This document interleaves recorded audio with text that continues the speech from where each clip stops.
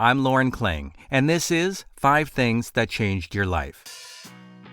Each episode, I sit down with a special guest and ask them to share 5 stories, events, or experiences that had an impact on their life, like a person who helped them decide a path to take, or a place that completely transformed the way they think.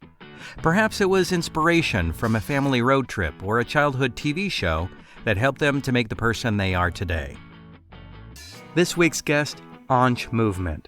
Onch is a Los Angeles-based artist and fashion-forward jewelry designer who's known for creating colorful and unique wearable art that's been worn by celebrities including Kate Moss, Kim Kardashian, and Nicki Minaj. This is what I see my jewelry as. Every piece is a period of my life. And sometimes it might come from a very sad place. Sometimes it comes from a great place.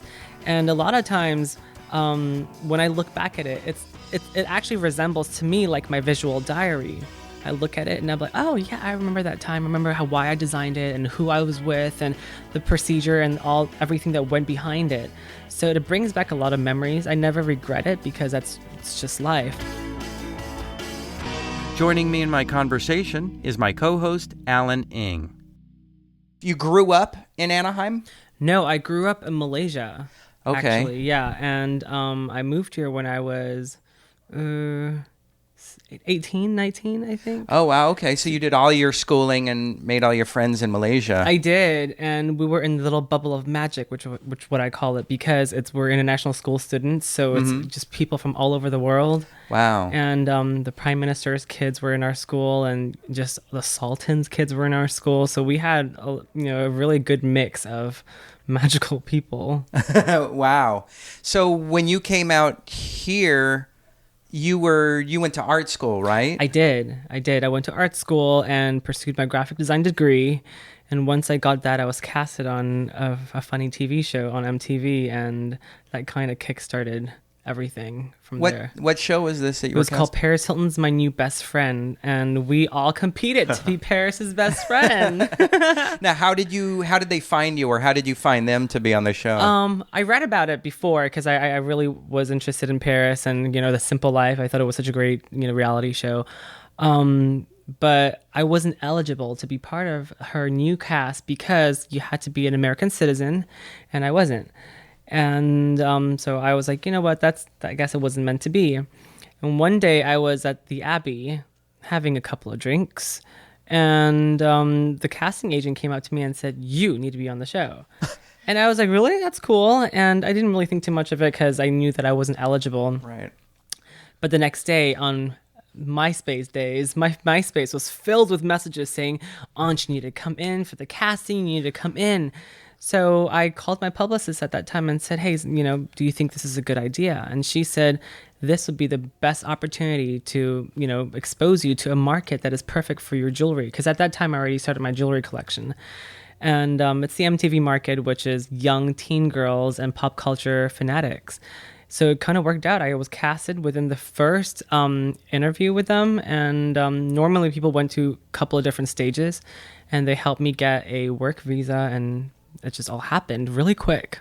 Wow. Mm-hmm. Were you, I guess, shocked and surprised? Of course. And I was so excited. I was able to finally meet the person I really adored for a while. And Paris is a really sweet lady in person. And even behind the scenes, she's always been so kind to me. And I thank her for everything.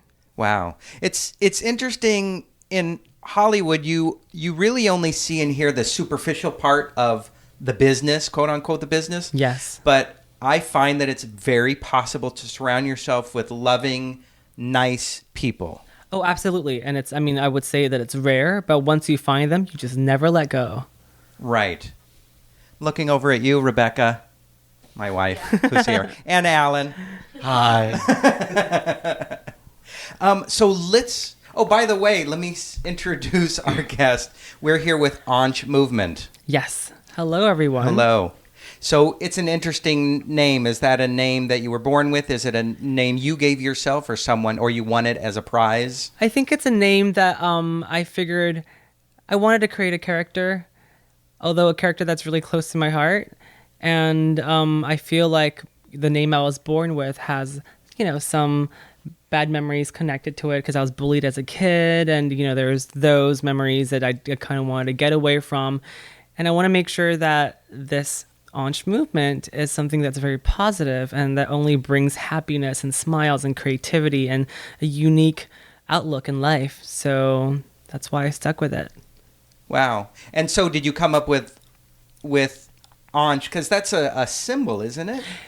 Oh, Onch is a symbol. Onch. That is the river of life. So but this is, okay. This is ONCH, and if you actually break it down, it's original niche, collaborative heat.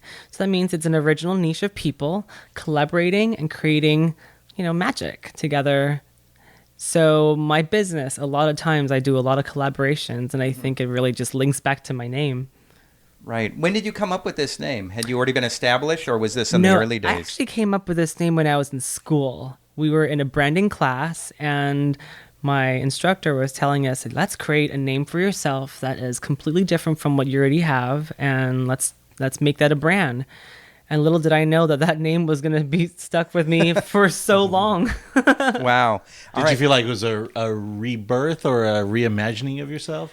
I think, as a personality and as a designer, you always have to keep on reinventing yourself. So when I was doing reality television, I made myself even more colorful than before and even more whimsical. And when I was, right after that, I really focused on being a designer. And at that point, I feel like I need to also deal with the business side of things. And I cannot walk into a meeting looking like, a flower power girl, And so I had to really transform myself into different personalities to, fit different situations that I'm in. Did you ever find yourself in a situation where the TV people, wanted you to do something or form yourself into something that you weren't comfortable with? Not really, but I think with editing, they're able to do that. With a lot of editing, they make you, the character that they would like you to portray. And, sometimes you could act completely different, but with editing, you would look like somebody else. Yeah. Yeah, amazing. All right, so let's jump back to one of the things you talked about was my art teacher in school who encouraged me to focus on art and graphic design. Yes. So was this one specific teacher? This was. Well, it's one and a half. I think it's two of them. Can I name them? Yes. Yeah, well, one of them is Miss Moss. She was the art teacher that really made me love being creative. One thing she taught me, which I have been teaching my kids right now, is, to create a visual diary, because she knows that I'm a very visual person and I don't necessarily want to sit down and write what's going on in my days. So she told me to create a diary that is completely visual. So it's basically a sketchbook that you draw in and all the amazing things that happen throughout your week. And just so that whenever you want to look back at it, you get a visual, immediately without having to read the words. And to me, I find it very effective because, visually, you're able to not only stay creative and keep on drawing and doodling, but you're also able to really relive that time without words. Yeah, that's an amazing way to look at things. And then you mentioned there was another teacher. There's another teacher? Yes, the other teacher, her name is Miss Beasley. I love her so much. She was very tough on me in school. She made sure that I had to always do a lot more work than the students. Mm-hmm. But I thank her so much every day because she was the one that pushed me to become better and to always strive for the best. She was also the teacher that told me that my art, so I used to do fine arts and I would paint a lot. And a lot of my paintings are very flat colored, so it's very Keith Haring inspired. And she told me, you know what, Onch, you are a graphic designer at heart. You see things in 2D, and you should probably go focus on doing that as a career. And that's what I did. And I got my graphic design major, and I thank her every day for that. Have you gone back to visit either of them? I haven't, but we keep in touch through Facebook. Oh, good. And whenever I talk about, me doing art or me teaching kids art, she always likes my posts. So I know that she's doing well. And I see, her and her beautiful family in Australia, and it really warms my heart. And one day, hopefully, we'll get to be reunited. And I would like to thank her so much in person. Yeah. Well, it sounds like you do. I mean, you are now. And it sounds like you do all the time, that you keep her and you keep both of them in your mind. All the time. Yeah, amazing. Where is the school? Oh, it's in Kuala Lumpur, Malaysia. Okay. Yeah.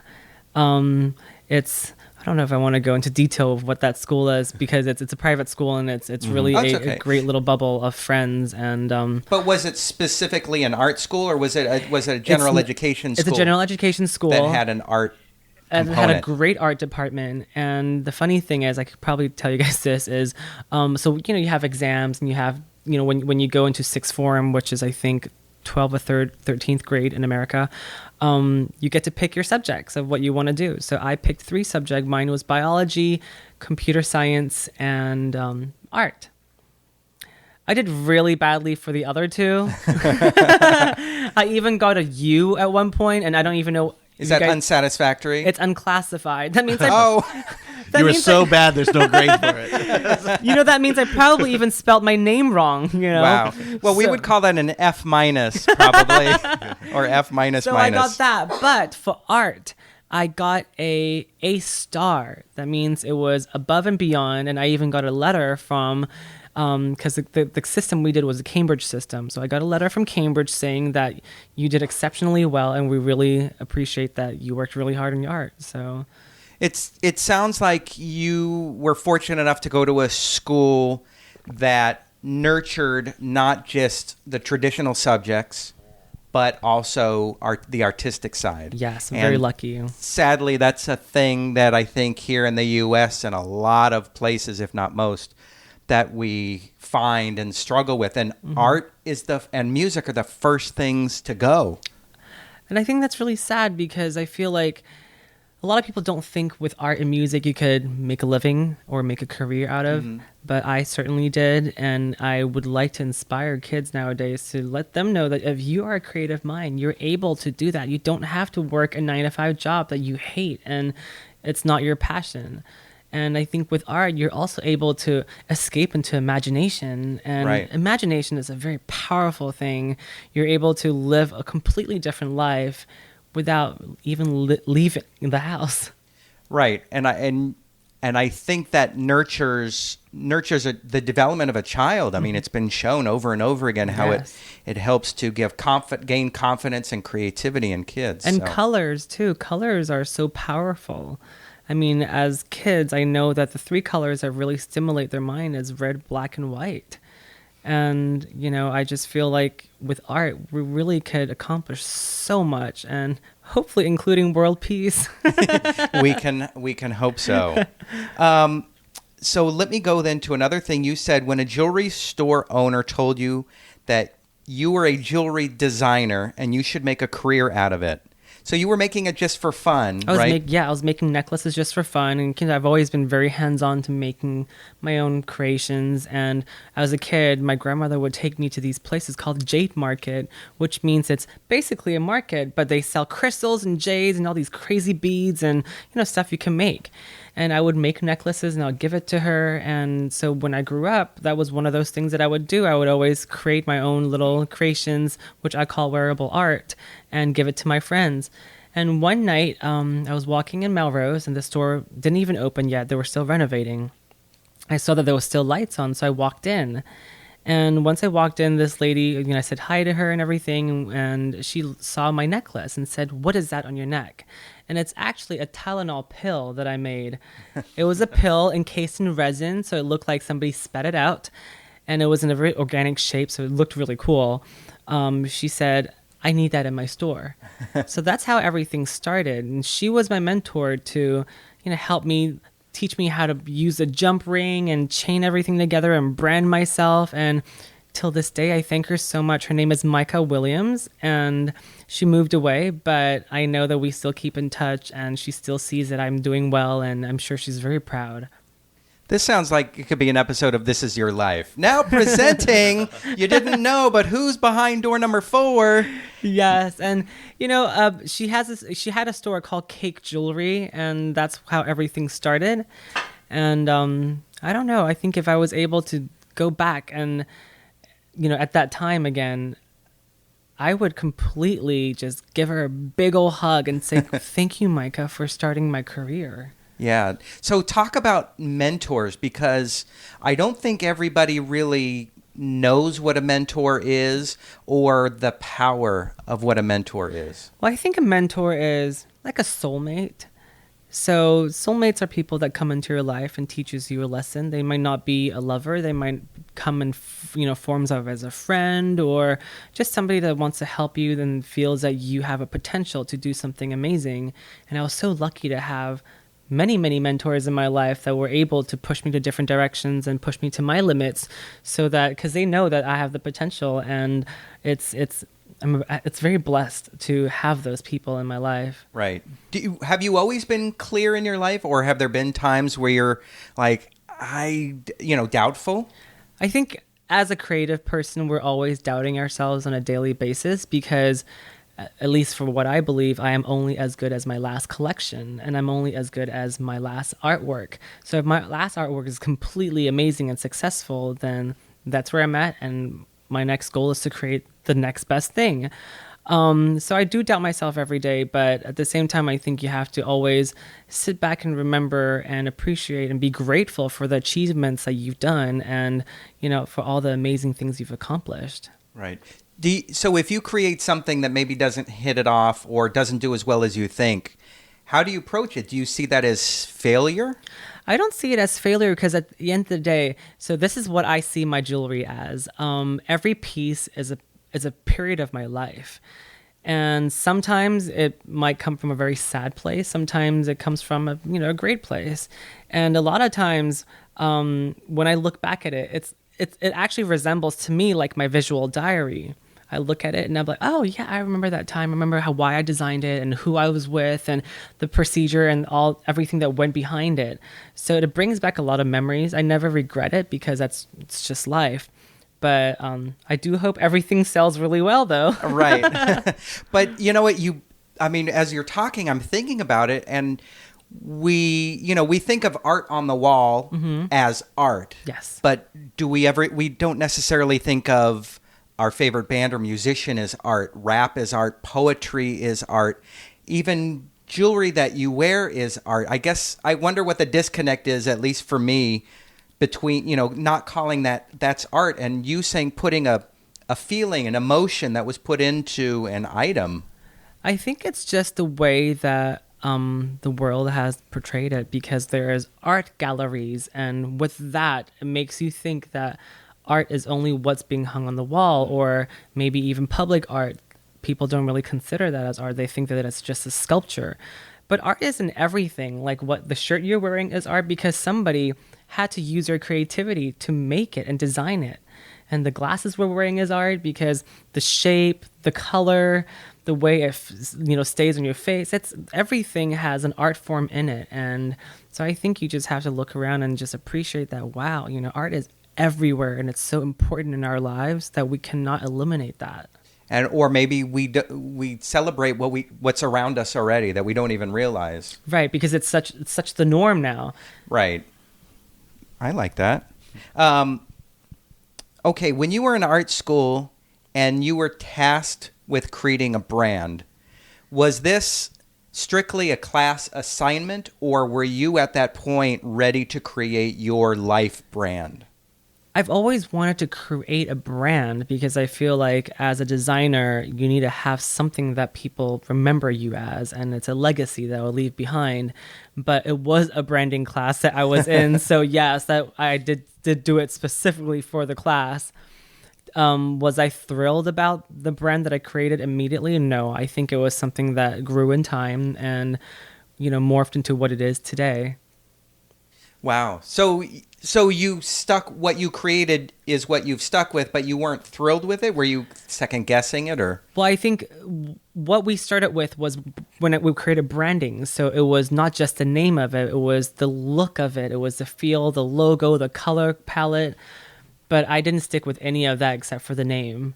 Everything changed. Everything morphed into, the Onch movement that you see today. But the branding that I created was very pastel colored and, very bubbly, which is like my creations. But for my branding wise right now, I like to keep it very clean and slick because I feel like it's more adult and it also brings a lot more value to pastel-y colors. Right. And I think you have to learn, and you have to start somewhere, try something out, and if it doesn't work, get rid of it and change it. I don't think you would have gotten here where you are today if you didn't try something beforehand. Yes, and you just have to be like Madonna. You have to keep on reinventing yourself. Yeah. Yes. So how many iterations have you gone through to today? I would say maybe 4 or 5. 4 or 5 different versions of me. And when I reinvent, it's not just the brand, because I feel like I am the face of the brand. So me personally, I have to reinvent myself too. So the way I present myself, the way, I wouldn't say that I'm changing, me as a person, but it's just different sides of me that is more dominant. So is it realizing that the last iteration didn't quite hit it, or do you feel like maybe you're evolving? I think it's because when you age, you grow, and with every different collaborations or different people that you work with, they inspire you to do different things. And also, our trends right now, it comes and goes so fast. Sometimes I just have to follow the trend. Are you ever leading the trend? Well, I feel like I'm normally leading the trend, but when I say follow the trend in the sense where whatever is more in demand right now, I will morph myself into a version that's slightly better and slightly more unique. That your own take on what people are talking about. Absolutely. It's like riding the top of the wave as opposed to being in the wave and being carried along. And one of the example is when I designed food necklaces for Nicki Minaj. This was not something that people did. I guess they did tiny little versions of it. Mine was the first one that was just big and chunky and in your face. And that became a trend, and people started making a lot of that. We could see it at Claire's now. We could see it at, all these knockoff stores. But when I look at them, it makes me smile, because I know that, it's because of me that it happened. Imitation is the best form of flattery. I agree. I hope I get paid for that one day. You won't. So let's talk about some of the celebrities and the people who have worn your art. And let's start with Kate Moss. Was the first one that gave you international press. Yes, Kate Moss. I love her so much. Well, she is obviously one of the most famous supermodels in the world. Right. And I actually went to a concert to support my friend Beth Ditto. She was in the group called The Gossip. And when I was there, I was at the Troubadour. She goes, "Onch, I have to introduce you to my friend." And it turned out to be Kate Moss. And I was like, oh my gosh, that's Kate. So, and back in the days, I would always have a piece of jewelry in my pocket to give it to anybody that inspires me or I like. And so I just so happened to have a bloody razor blade necklace, which really matches her branding, because, at that point she was, accused of being a cokehead and accused of, dating Pete Doherty and, doing a bunch of crazy things together. So I gave it to her, and she wore it immediately. The next day, the press talked about it and saying, "Oh my gosh, Kate is wearing Pete's blood because, it's a bloody razor blade." Right. And, just a bunch of speculations came out, and it was on the cover of the magazines and just all over the world. And I was shocked because, it was just a very genuine gift of appreciation turned into this huge press circuit. And I think that's when I realized, okay, the power of celebrities is, really insane, and everything could be blown out of proportion. If I get to see her again, I will first of all apologize to her for those craziness that came along with just one simple necklace, but I also would thank her so much, because it made me realize that, what I create will, make a huge difference in what, people see in the world. And, after that, Marc Jacobs came out with his razor blade necklace, and, no shade or anything, but Marc, hey, what's up? Yeah, there's definitely a trend in the comfort of something that already exists. You don't have to put in all the work. Yes. You really don't. So in addition to the power of celebrity, oh my gosh, Nicki Minaj is wearing something, Paris Hilton is wearing something, Kate Moss is wearing something.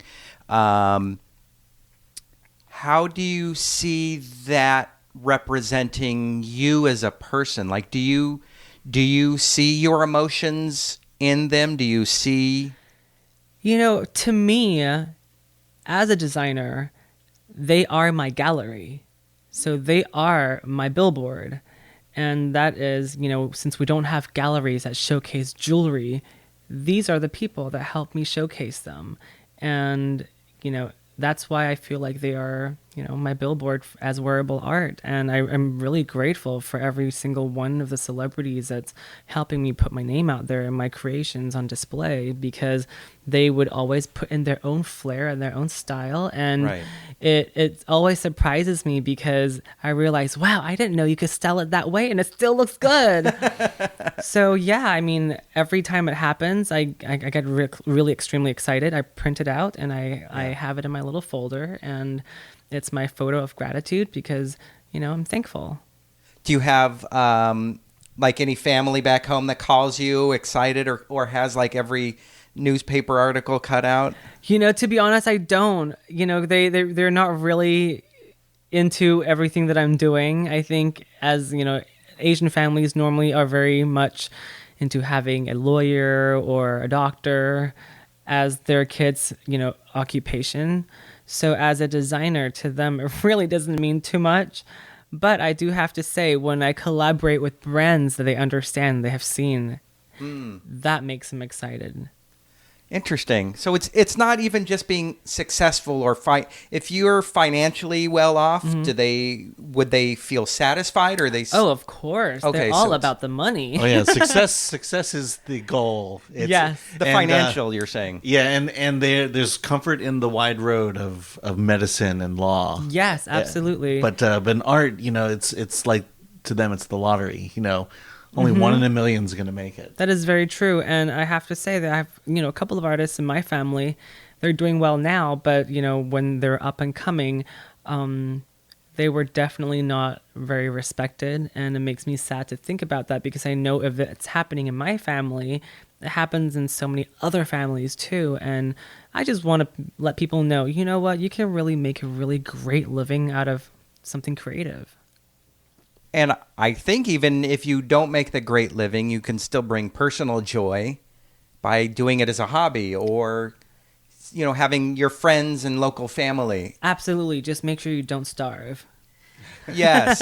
Yes. That's one of the big things, at least here in Hollywood, in the acting business, is most actors are waiters or have other jobs, because art just does not pay. You can't, if you're a lawyer or a doctor, you go to school, or an accountant like my family, you go to school, you graduate, you intern, you get a job, and you work for 30 years. But that doesn't really work today anymore. No, but one thing I have to say, because one of my best friend is a doctor. He's an ER doctor, and I was just with him just now because we had a slumber party last night. One thing he did say is, Onch, I admire what you do, because you can be a millionaire overnight. And that is very true. Once you create a product that is successful, that everybody wants, you can make so much money. As, a doctor or a lawyer, it's hard for them to do that. It's hard for them to hit that jackpot, because it's a very stable income. And unless, I guess, they create the cure to cancer or something, it would take a long time to get that together. And so I really appreciate him telling me this, because it gave me a boost of confidence, knowing that at the end of the day, I am able to make something great out of myself, even though it might take some time and a lot of creativity, but it will happen. Is this your full-time? Like, do you make your living and how long ago did that start, when you were able to transition full-time into this? Well, I think right after, when I was doing the reality TV series, that was my full-time job, in the sense where I would go to gigs and go to appearances, and those paid really well. And I took that money and I started, creating my own jewelry.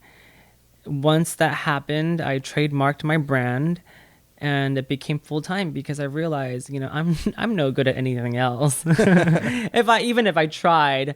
So why not just focus on what I'm good at and try to make something work? Yes, I was a struggling artist for a long time, but with the struggle, there's also success. And I'm very blessed to have so many people support me and to be able to, touch lives. And that's why I think I still get a lot of different collaborations till this day.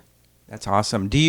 I'm assuming you have a team, like you have somebody, a business manager, an accountant, and maybe PR people that help you that are on your team? So now I've downsized it a lot because I feel like at the end of the day, I just need to be the best designer ever to, create the world.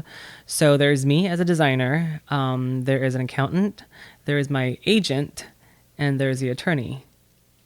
And did you ever think that was weird or strange that you had to bring other people on board? Or did you find it a necessity?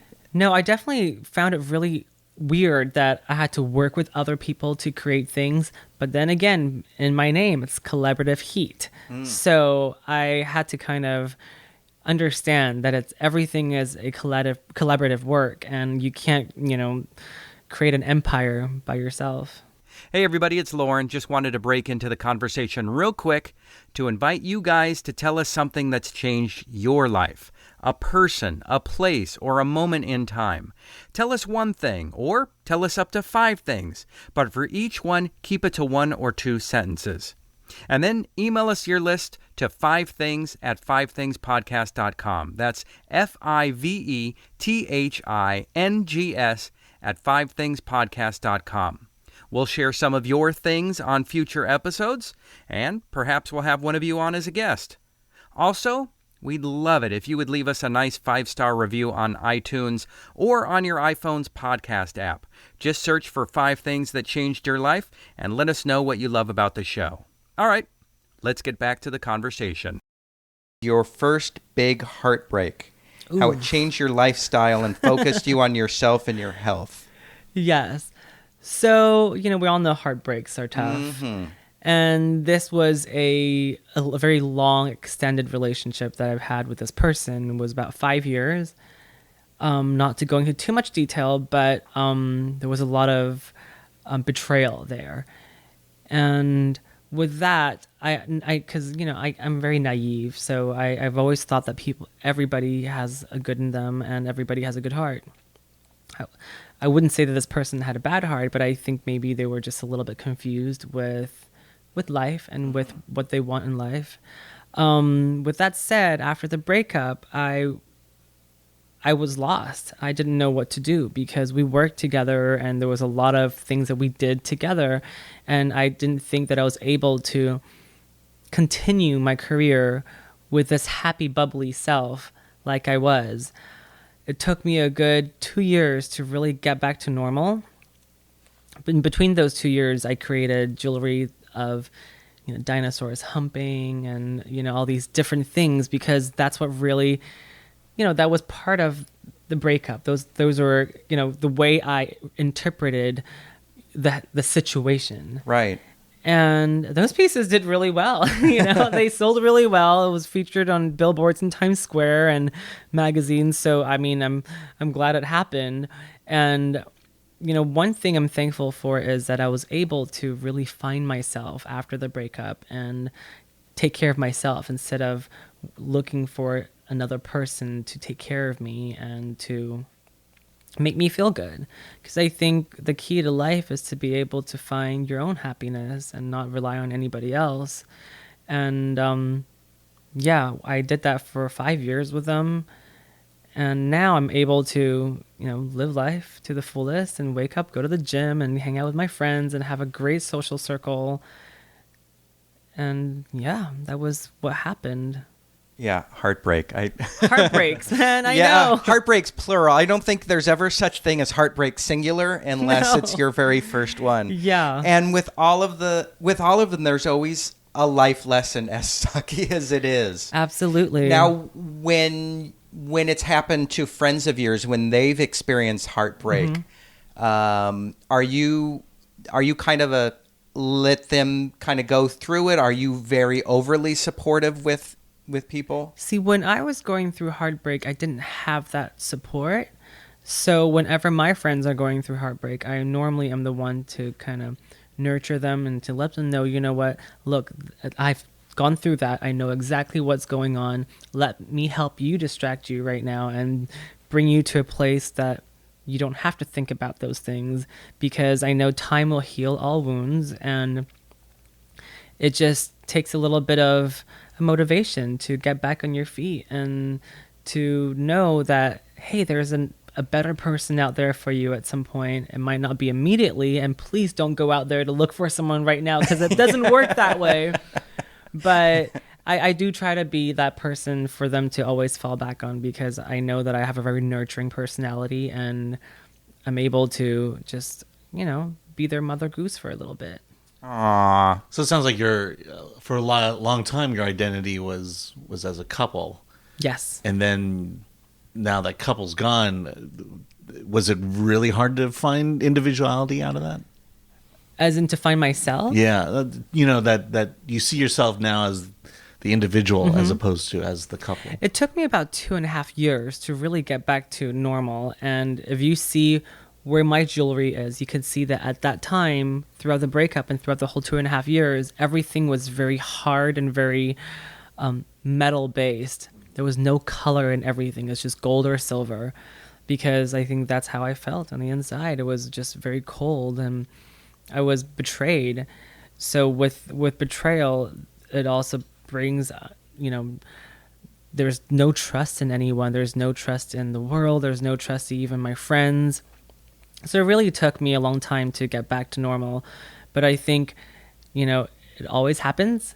You will always get back to your bubbly self. It just takes a little bit of time and lots of rainbows and butterflies. Do you remember the first piece of art that didn't involve the metal and that didn't or yeah, did? that didn't. That kind of transition into The transitioning back.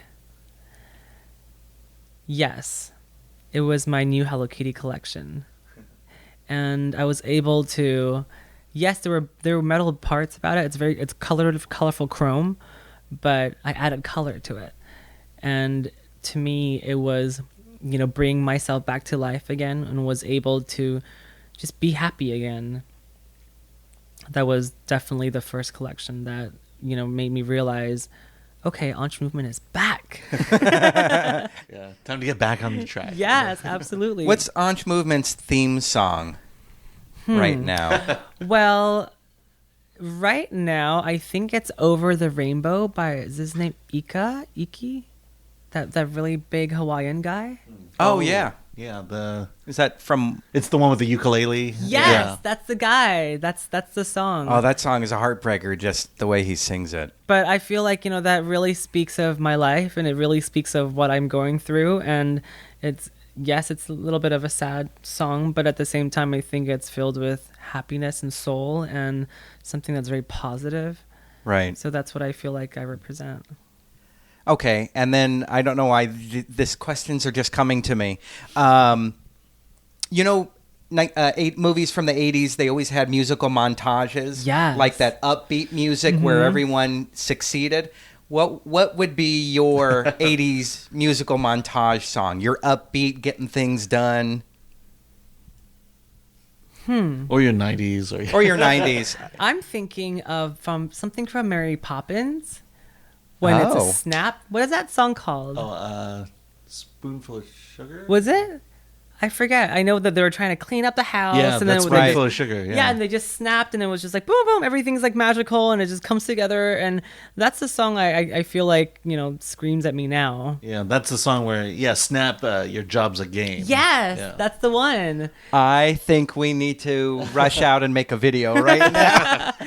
Because, it's funny because recently I was just chatting with a friend, and I sent them a video of me dancing when I was doing laundry. And he was like, do you always do that? And I was like, you know what?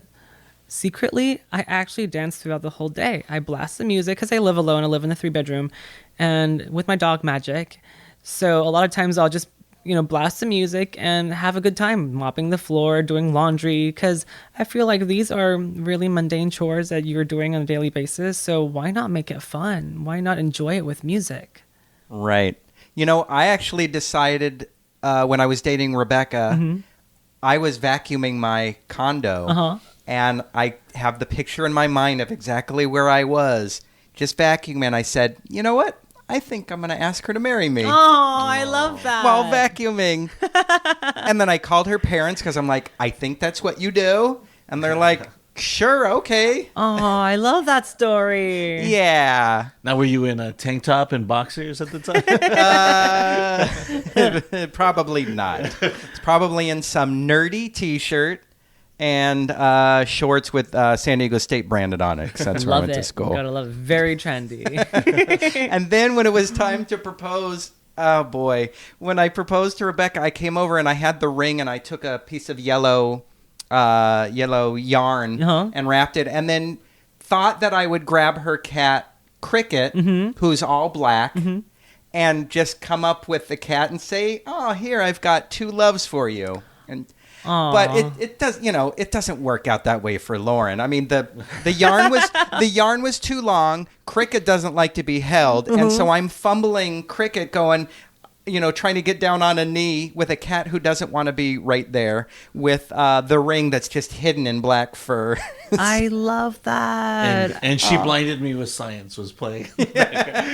That's so cute. And now you have a beautiful marriage. Look at that. Yeah. So fairy tales do happen, guys. They do. Even see, it's a different way to look at things, because in my life, I've always found humor, and that's what's driven me a lot, is funny things of life. So I can look back on that and laugh about it, where Rebecca may look back on it and be like,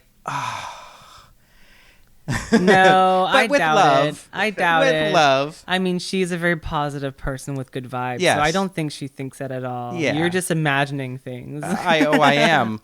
I am imagining things. My little nerd. You had a recent trip to Taiwan I did. that changed your outlook on life. It really Did did. you go there expecting to have this? No, my trip was supposed to be only 2 weeks because I thought I was going to hate it, and, haven't been back home for so long. And normally, being under your parents' roof for 24 hours a day for an extended amount of time might drive you crazy. But it was completely different. I was very surprised that I realized what's actually important in life. It's not about Hollywood. It's not about fame. It's not about glamour. It's not about money. It's about showing your family love. It's about really being able to make the people that truly love you unconditionally know that you love them right back. Because I've been away for so long, and being surrounded by a bunch of superficial people, so I've lost track of that. And going back, I realized that I need to be back more. And I need to really focus on what's real in life and what will actually bring me the ultimate happiness. And one of that is build my own family. And the other is to help the world. I think help with my compassionate heart and with a lot of gratitude, just help people, because that is the most fulfilling to me right now. Yeah. And so one of the things you're doing now is you're actually working at a school not far from where you live, right? Yes. Talk about this. I am volunteering as a art teacher because, now I feel like a lot of schools, they don't have a great art program. And I was so blessed to have, Miss Moss and Miss Beasley to inspire me and to push me to, who I am today. And I would like the kids nowadays to realize that even with a creative field, even with, their creativity, they're able to have a really successful job, have a future, and have a career out of it. And even without that, they should be able to dive into their imagination and let it run wild. And these are underprivileged kids. So, we know that they have probably a tough life and a family life that is not necessarily the greatest, and I would like to be the person that they can look up to and to know that, hey, if Onch can do it, I can too, and I can do it even better. One thing that this little girl said to me, which touched my heart, was when we're drawing, I was teaching them how to draw, and she said, "Mr. Onch, can I write my name on the front?" I said, "Yes, you have to." And she said, "Yes, because when I turn into a famous artist, I want to have pieces like that to keep." And I was like, oh, yes, you do. And yes, you will be a very famous artist because I will be supporting you. I'm rooting for you. So I think that was so sweet. And I really hope that, one of these kids will turn out to be really inspired by me and able to create a great career out of this. Yeah, we always hope that with volunteering and giving our time that we can impart something, even if you don't see it, even if they don't become an artist that you can visually see, and that it somehow helped their heart. Yeah, just somebody that has changed them a little bit, just like how people have changed me and how my mentors have changed me. Hopefully, I could be one of their mentors. Do you have mentors today? I do, actually. So the mentor that I have today, her name is Betsy. Betsy Zanjani. We met when we were doing our collaboration with Forever 21 and Hello Kitty. I love her so much because she is part of the fashion world. She's very skilled and very talented with what she does. And she always gives me really great advice of how I should, push my career and bring it to a level that is just insane and magical. We always have little dinners and lunches together, and that's when we have our little powwows and share our ideas and stories and what's going on in her life and what's going on in mine. I do have to say, when we first met, I was extremely intimidated by her, and I don't really want to say this, but she reminded me of Devil Wears Prada. She reminded me of Miranda from Devil Wears Prada because she's just a really strict, tough woman, and she had a bunch of people working under her. But I think I was able to touch her heart and show her that, I'm a fun, creative person just like her. And maybe, hopefully, she sees a little bit of her inside of me. So that's probably why she's able to, she has, invited me into her life and, give me a lot of good tips and good advice whenever I need it. Right. Having the success that you have had and that she has, we definitely know that people at that kind of level have to be guarded, because there's a lot of people that want your autograph, want to be you, touch you, everything about you. So how do you keep yourself safe, and how do you deal with those kind of people, with fans? I think a lot of times I've learned my lessons, because in the past, from past apartments that I lived in, I would have people walk up to the door or even peek through the window at the middle of the night, or people calling me, threatening my life in many, many different ways. So I made sure that this place that I live in right now is completely a top secret. Nobody knows where I'm at.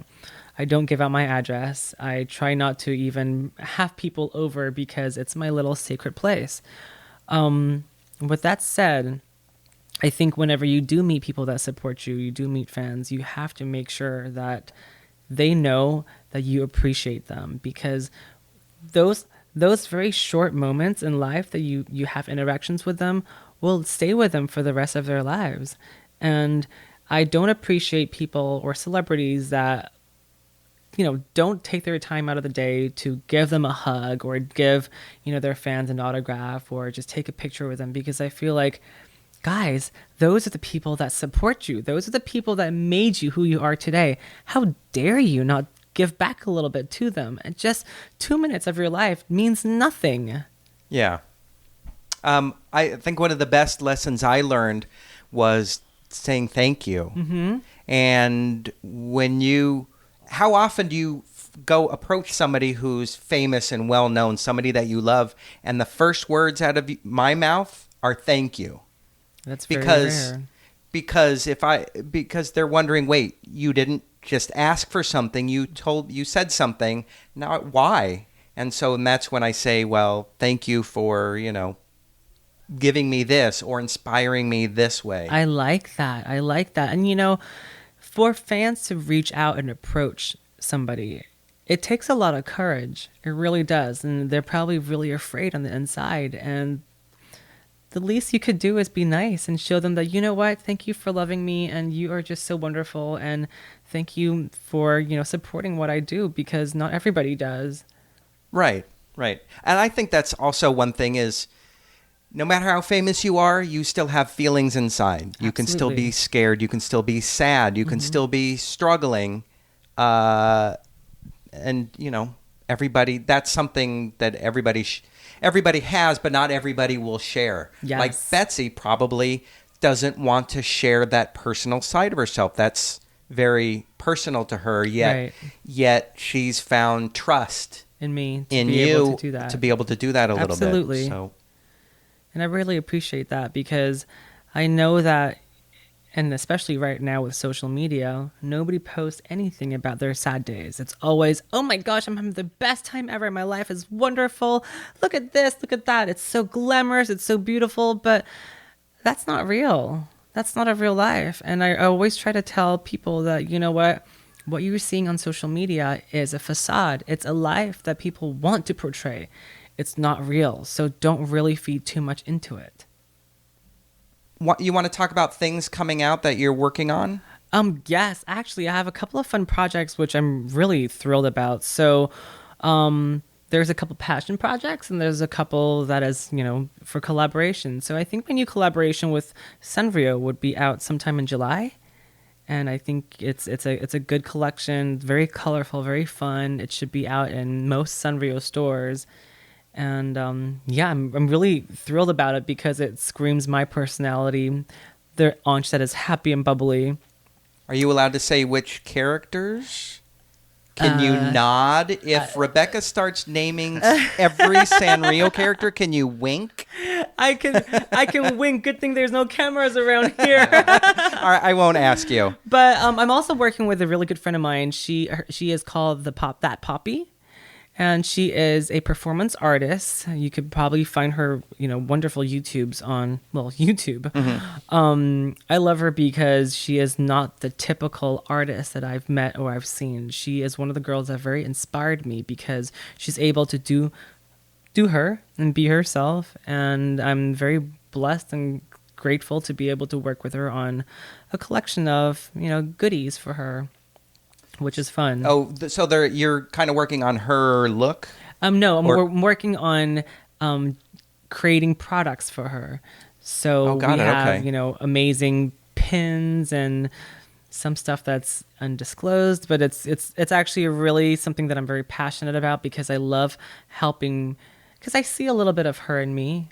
Well, a little bit of me in her. Right. And with that said, I really appreciate what she's doing. And I think that, people like that's able to live outside the box and do something completely different, I should be supporting that.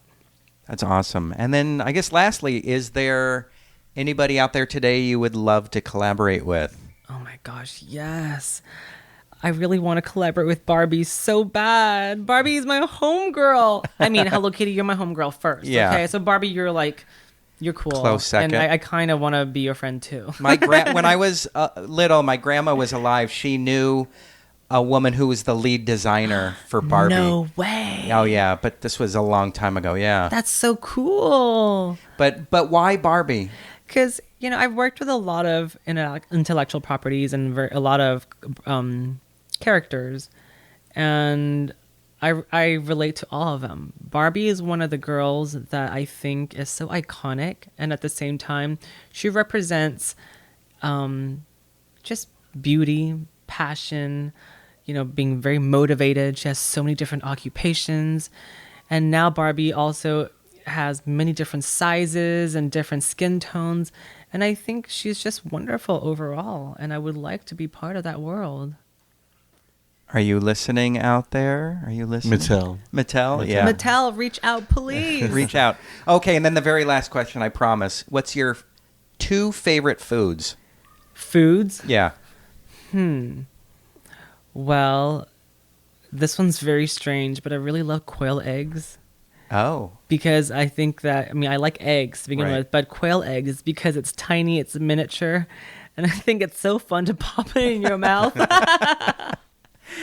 And for dessert-wise, that's a good question. I think cake of any sort, but fruit-flavored cakes. With actual fruit, Yes, with fruits not in fruit it. flavoring. No. So, cakes with fruits in it. That's always been a weakness of mine. Got it. Yeah, but also don't forget I do have Monchi bars, which is my own chocolate bar. What? And that is something that's actually really wonderful tasting, and people have said that it tastes like My Little Ponies dancing in your mouth. Wow. Yes. On that note, Onch, thank you so much for doing this. Thank you for having me. Yay. Bye, everybody. See you guys.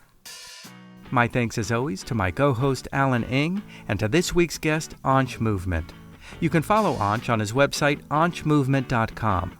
That's ONCHMOVEMENT. He's also on Facebook, Instagram, Twitter, Pinterest, and Tumblr as Onch Movement, and on YouTube at Onch TV. You can follow us online at fivethingspodcast.com or on Facebook at facebook.com/fivethingspodcast, that's FIVE, or on Twitter at fivethingspod, that's FIVEPOD. Subscribe to 5 Things That Change Your Life on iTunes and leave us a 5-star review while you're there. We'd really appreciate it. You can also listen and download our show on Google Play, Stitcher, Amazon Alexa, or your favorite podcast service. Music by My Monthly Date. You can find them at facebook.com/mymonthly date. For 5 Things That Changed Your Life, I'm Lauren Kling.